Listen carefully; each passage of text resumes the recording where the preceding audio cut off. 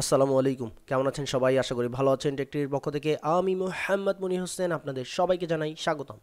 So আজকে আমরা Libra office সম্পর্কে জানবো, যেটা হচ্ছে লিনাক্সের সবচেয়ে পপুলার একটা অফিস সুইট, যেটাকে আমরা মাইক্রোসফট ওয়ার্ডের সাথে তুলনা করতে পারি, মাইক্রোসফট অফিসের সাথে তুলনা করতে পারি। সো মাইক্রোসফট অফিস অবশ্যই একটা পেইড ভার্সন এবং লিব্রা হচ্ছে totally free version. So that's why আমরা সবাই লিব্রা ইউজ করতে পারি। অ্যান্ড অ্যাজ লাইক দ্যাট, যে আমরা লিব্রা আর যারা লিনাক্স ইউজ করি তাদেরকে লিব্রা সুইটই ইউজ করতে হয়, আমরা মাইক্রোসফট চাইলেও ইউজ করতে পারি না।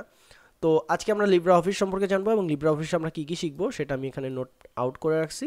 সেটা হচ্ছে আমরা প্রথমে লিব্রা অফিস রাইট ওপেন করা শিখবো, তারপর হচ্ছে লিব্রার ইন্টারফেসটা দেখবো, এরপর হচ্ছে নতুন একটা ডকুমেন্ট কীভাবে ক্রিয়েট করতে হয় সেটা দেখবো, তারপরে দেখবো একটা টেমপ্লেট কীভাবে ইউজ করতে হয়, একটা নতুন ডকুমেন্ট কীভাবে ওপেন করতে হয়, মানে আমাদের আগের কোনো ফাইল যদি থাকে সেটাকে আমরা কীভাবে ওপেন করব, তারপরে লিব্রা অফিসে কীভাবে সেভ করতে হয় এবং সেভ অ্যাজ করতে হয়, লিব্রা অফিস রাইট যেটা আছে ওইটার কীভাবে ক্লোজিং করতে হয়, দেন লিব্রা অফিস সুইট যেটা আছে ওইটা কীভাবে ক্লোজিং করতে হয় এবং কীভাবে আমরা ইউজিং হেল্প ইউজ করতে পারি।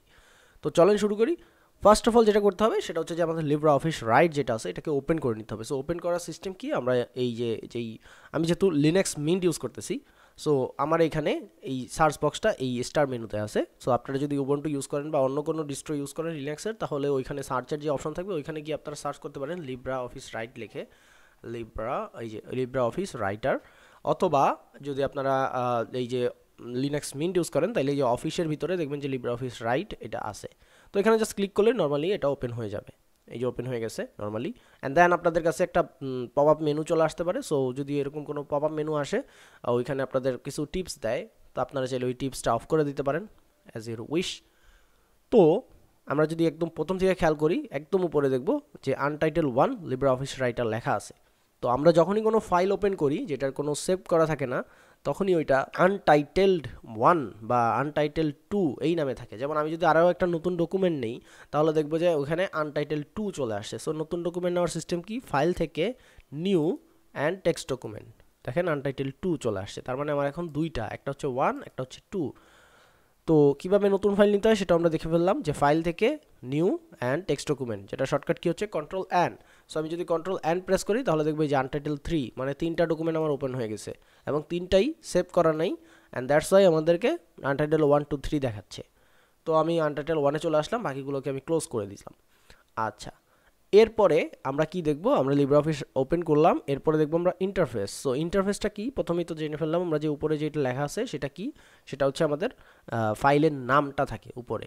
আচ্ছা, তারপরে কি আছে, তারপরে হচ্ছে মেনু বার। আমরা এই যে এখানে মেনু বার দেখতেছি, এখানে 11টা মেনু বার আছে, ফাইল, এডিট, ভিউ, এর ভিতরে অনেকগুলো অপশন আছে যেগুলো আমরা আস্তে আস্তে ডিসক্রাইব করবো, আস্তে আস্তে আমি এগুলো সম্পর্কে জানবো। আচ্ছা, তারপরে কি আছে, তারপরে আছে হচ্ছে আমাদের ফাইল, প্রিন্ট, সেভ, এই সব মেনু একটা আছে, যেখানে হচ্ছে আমাদের টেবিল টুবিল অনেক কিছু আছে যেটা আমরা দেখবো সামনের ভিডিওগুলোতে। তারপরে যেটা আছে সেটাকে বলা হয় ফরম্যাটিং বার। এই যে এইগুলা হচ্ছে ফরম্যাটিং বার, এখানে আমরা বিভিন্ন ধরনের ফরম্যাট করতে পারি, টেক্সটের ফরম্যাট, যেগুলো আমরা ফিউচারে দেখব। এরপরে কি আছে, এরপরে হচ্ছে একটা রুলার আছে যেটা আমাদের খুবই দরকারি, এবং আমরা যখন কোনো টেক্সটকে ডানে বামে করতে চাই এই রুলার আমাদেরকে হেল্প করে। অ্যান্ড দেন ফাইনালি একদম নিচের দিকে আছে স্ট্যাটাস বার।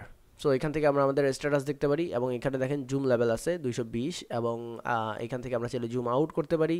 যদি আমরা এইটাকে ছোট করি তাহলে এই যে জুম আউট হলো একদম সর্বনিম্ন 20 হয় এবং সর্বোচ্চ হচ্ছে 600 হয়।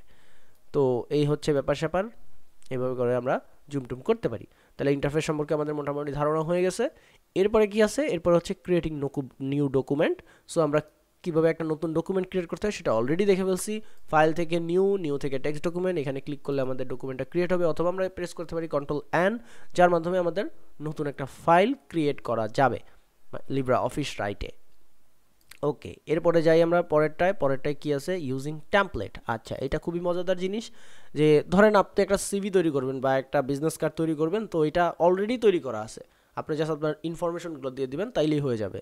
তো লিব্রা অফিস রাইটে এইটা অনেক সুন্দরভাবে দেওয়া আছে। তো আমরা ফাইলে যাব, ফাইল থেকে টেমপ্লেট থেকে ম্যানেজ টেমপ্লেটে ক্লিক করব, যার শর্টকাট কি হচ্ছে কন্ট্রোল শিফট অ্যান। এটা প্রেস করলে এই যে দেখেন এখানে কিছু ডকুমেন্ট ওপেন হয়ে গেছে, অ্যান্ড আমরা চাইলে আরও কিছু ইম্পোর্ট করতে পারি অনলাইন থেকে, অফলাইন থেকে, আপনাদের পিসিতে যদি থাকে ওইখান থেকে। তো দেখেন এখানে কী কী আছে, মডার্ন বিজনেস লেটার, তারপরে হচ্ছে modern business letter, business with logo, CV, resume, default, modern, মানে অনেক কিছু দেওয়া আছে। তো ধরেন আপনি একটা রিজুমি তৈরি করবেন, রিজুমি মানে আমরা বুঝি সিভি টাইপ কিছু একটা। দেখেন আপনার নাম, address line, phone number, email address, web page, education সব কিছু অটোমেটিক চলে আসছে।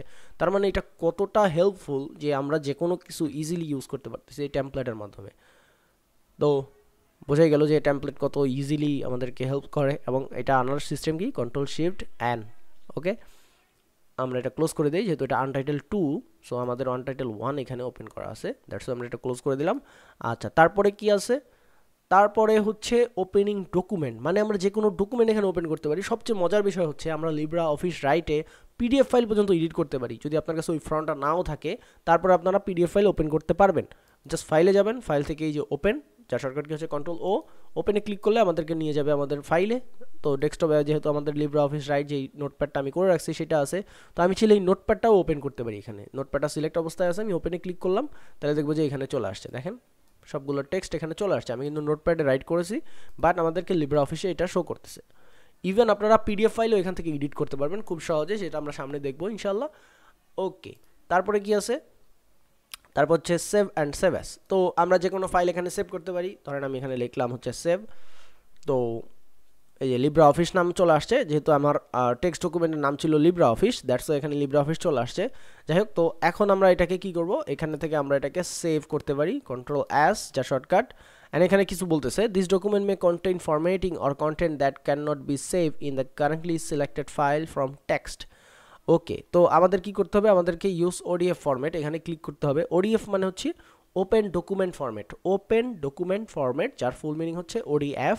এবং এখানে লিব্রা অফিস নামে আমরা ওডিএফে সেভ করতে পারি, অথবা মাইক্রোসফটের যেই ফরম্যাটটা আছে ডিওসি এক্স বা ডিওসি ডক ফাইল, এই যে আমরা যদি এই লাস্টের দিকে দেখি এখানে সবগুলো ফরম্যাট আছে। সো এখান থেকে আমরা যদি একটু নিচের দিকে যাই, তাহলে দেখবো যে ওয়ার্ড 2007 থেকে 365, যেটা হচ্ছে ডিওসি এক্স, মাইক্রোসফট অফিসের একদম লেটেস্ট ভার্সন যেটা, সেইটা ডিওসি এক্স। তারপর হচ্ছে ডিওটিএক্স, এগুলো সব হচ্ছে মাইক্রোসফট ওয়ার্ডে যেগুলো লেখা আছে ওয়ার্ড।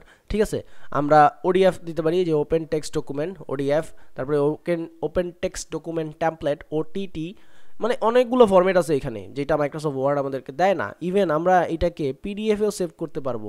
অল ফরম্যাটে যদি আমরা ক্লিক করি, তাহলে আমরা যে কোনো ফরম্যাটে এটা ওপেন করতে পারবো। অল ফরম্যাটে ক্লিক করলে এটার সবগুলো ফরম্যাট হয়ে যাবে, এরকম টাইপ কিছু। ঠিক আছে, ইভেন আমরা আরও একটা জিনিস করতে পারি, সেটা হচ্ছে আমরা ধরেন এখানে আমরা ওডিটি রাখলাম, ওডিটি রেখে আমরা চাইলে এখানে পাসওয়ার্ড দিয়ে দিতে পারি, যার ফলে যেটা হবে যে আমরা যখনই এটা ওপেন করতে যাব, যে কেউ চাইলে এটা ওপেন করতে পারবে না, পাসওয়ার্ড দিতে হবে। তো ধরেন আমি এটাকে সেভ করলাম, সেভ করার সময় এই যে দেখেন পাসওয়ার্ড চাইতেছে, সো আমি একটা পাসওয়ার্ড দিয়ে দিই 1 2 3 4 5। ঠিক আছে, আবার এখানে পাসওয়ার্ড দিয়ে দিলাম 1 2 3 4 5 এবং ওকে দিলাম।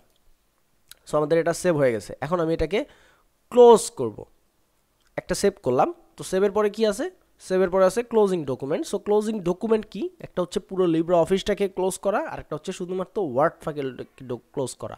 সো আমি যদি ফাইলে যাই, ফাইল থেকে এটাকে যদি ক্লোজ করি, এই যে ক্লোজ, সো ক্লোজে ক্লিক করি, তাহলে দেখবো যে আমাদের লিব্রা অফিস রাইট যেটা ছিল ওইটা ক্লোজ হয়েছে। বাট আমাদের যে লিব্রা অফিস যেটা আছে, যেখানে ভিতরে সব কিছু আছে, রাইট, ক্যালক, ইমপ্রেস সবগুলো আছে, সেই লিব্রা অফিসের কি সুইট, এটাকে বলা হয় লিব্রা অফিস সুইট।